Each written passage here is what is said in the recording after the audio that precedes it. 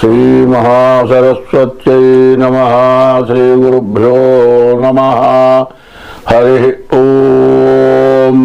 యకర్తా జగతాం భర్తా సంహర్తా మహాసాం నిధి ప్రణమామి తమాదిత్యం బహిరంతస్తమోపహం. ఆదిత్యోర్కోరవిర్భానుర్భాస్కరశ్చ దివాకరః మార్తాండః సవితా హేళిస్తీక్ష్ణాం శర్మిహిరో రవిః. ఒక సూర్యుండు సమస్త జీవులకు తానొక్కొక్కడైతోచు పోలిక ఏదేముడు సర్వకాలము మహాలీలన్నజోత్పన్న జన్యకదంబంబుల హృత్సరోర్హములన్ నానా విధానోన రూపకుడై ఒప్పుచుయుండు వట్టి హరిని ప్రార్థింతు సిద్ధుండనై.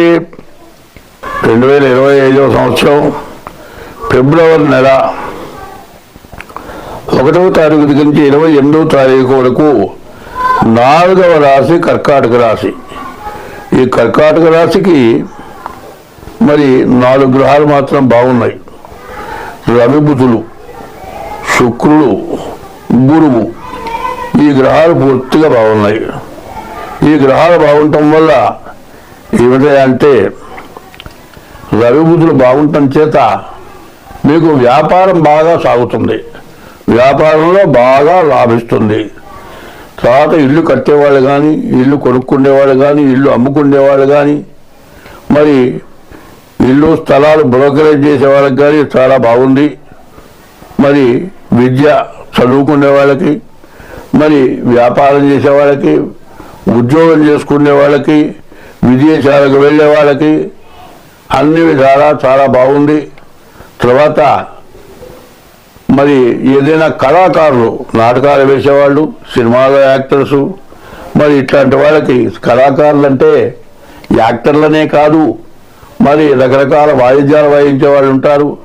తర్వాత డెకరేషన్లు కొన్ని బిల్డింగులాగా ఇట్లాంటివి కట్టి తయారు చేసేవాళ్ళు, మేకప్ మ్యాన్లు, ఇట్లాంటి వాళ్ళందరికీ కూడా ఈ శుక్రుడు బాగుండటం చేత అన్ని విధాలా బాగా కలిసి వస్తుంది. కానీ ఎప్పుడైనా సరే ఒకటే చెప్పే ప్రతిసారి చెప్పనవసరం లేదు. ఎందుకంటే రాశి రీత్యా 25 వంతులే జరిగేది, జన్మలగ్న రీత్యా 75 వంతులు జరుగుతుంది. ఇప్పుడు మేము చెప్పేది మరి రాశి ఒకటే చెబుతూ ఉన్నాం. జన్మలగ్నం ప్రతి వాళ్ళకి ఒకటే రకంగా ఉండదు. అంటే జన్మలగ్న రీత్యా గ్రహాలు ఒకళ్ళకి ఒక చోటు ఉంటాయి, ఇంకో చోటు ఉంటాయి. అందరికీ ఒకే చోట గ్రహాలు ఉండవు. కాబట్టి ముందు మీ జన్మలగ్నాన్ని కూడా చూపించుకోవడం చాలా మంచిది. అట్లా చూసుకొని అందులో ఈసారి మరి గ్రహాలన్నీ కూడా సక్రమంగా లేవు. పాపగ్రహాల బలం ఎక్కువగా ఉంది, శుభగ్రహాల బలం తక్కువగా ఉంది. కాబట్టి మరి దేశంలో ప్రజలకు కానీ విదేశస్తులకు కానీ బలం ఎక్కువగా ఉంది. అంతర్యుద్ధాలు బాగా ఎక్కువగా ఉన్నాయి.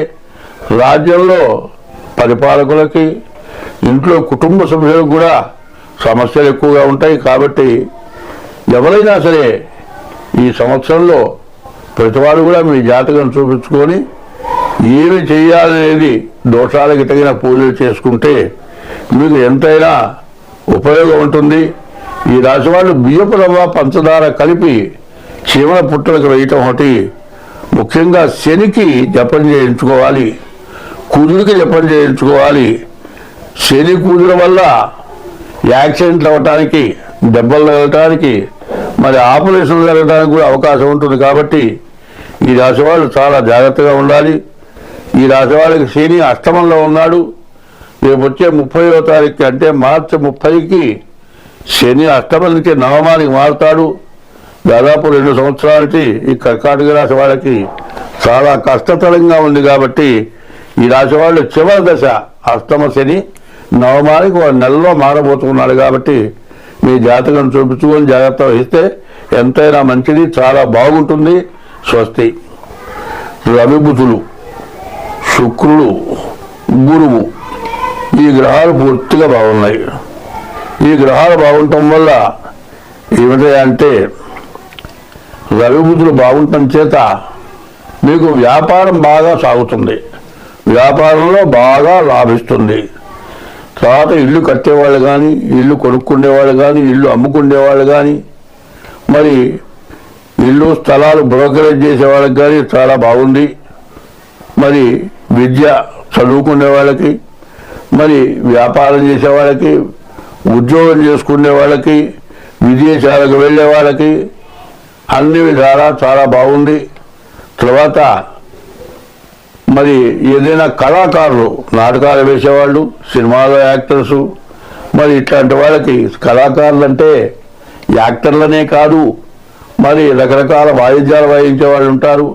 తర్వాత డెకరేషన్లు కొన్ని బిల్డింగుల్లాగా ఇట్లాంటివి కట్టి తయారు చేసేవాళ్ళు, మేకప్ మ్యాన్లు, ఇట్లాంటి వాళ్ళందరికీ కూడా ఈ శుక్రుడు బాగుండటం చేత అన్ని విధాలా బాగా కలిసి వస్తుంది. కానీ ఎప్పుడైనా సరే ఒకటే చెప్పేది, ప్రతిసారి చెప్పనవసరం లేదు. ఎందుకంటే రాశి రీత్యా 25 వంతులే జరిగేది, జన్మలగ్న రీత్యా 75 వంతులు జరుగుతుంది. ఇప్పుడు మేము చెప్పేది మరి రాశి ఒకటే చెబుతూ ఉన్నాం.